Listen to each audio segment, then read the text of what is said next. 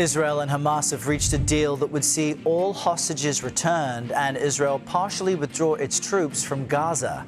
Prime Minister Benjamin Netanyahu is convening his cabinet today to ratify that agreement. And President Trump applauded the deal on social media. He said, quote, "This means that all of the hostages will be released very soon." He also called this deal the first steps toward a strong, durable, and everlasting peace. Of course, we've got team coverage on this for you this morning. Weijia Jiang is standing by at the White House for us. But let's begin with Debora Patta in Jerusalem. Good morning, Deborah. Just bring us up to the minute on what's happening now and specifically what wheels Israeli approval will set into motion.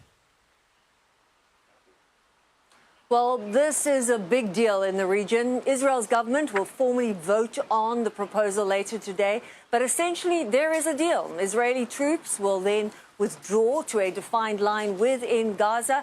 And that is when the 72-hour clock begins for Hamas to release all the hostages, 48 in total, at least 20 believed to still be alive. President Trump indicated that that release would happen in one go, possibly on Monday. But there's been no clarity on whether a resolution has been reached on some of the thorny issues on both sides, notably no details from Hamas on its disarmament or the future governance of Gaza.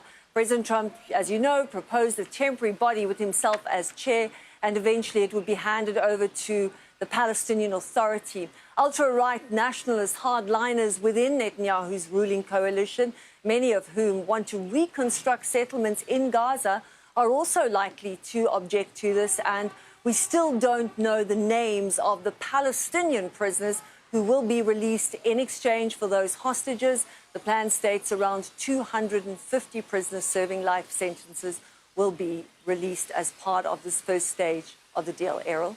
And Deborah, while there are so many specifics to figure out, each side has been unable to get to this point many times. So what reaction is there now in Israel and in Gaza to at least an approval on step one? Well, let's stress, this really is monumental. It's a massive step forward. In Israel, spontaneous celebrations broke out in Hostage Square for 734 days. This is where essentially hope was kept alive. Families never gave up, demanding the release of their loved ones. So it's a huge moment for them, waiting, marching, protesting, petitioning President Trump. I spoke to one relative who told me they can hardly believe that it's finally true, but they're overjoyed. And that joy was also seen in Gaza, where people broke into song and dance. Remember, it's also been 734 days there as well, an endless stream of loss and displacement and war. And more than anything, Palestinians also just want those bombs to stop falling. Now, a ceasefire is what they've been longing for, and we expect to hear more details on exactly that later today. Errol. All right, Debora Patta live for us in Jerusalem. Deborah, thank you.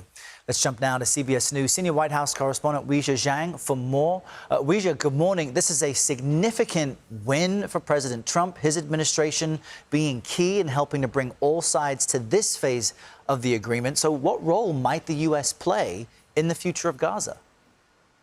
Oh, good morning, Errol. Good morning to everybody. You're absolutely right. This is the culmination of several months of intense negotiations. Some periods were off, some obviously were on, but in the end, the president was able to make this announcement yesterday, just 10 days after he unveiled a peace plan. Remember, he hosted Israeli Prime Minister Netanyahu here at the White House and laid out his vision for not only the end to the war, but what comes next. To your point, your question, Errol, the president is proposing an international body, what he calls a board of peace or a council of peace that will include experts from around the world, Palestinians, to try to determine how the framework of the government will exist and how they can move forward. He would be the chair of that under his plan.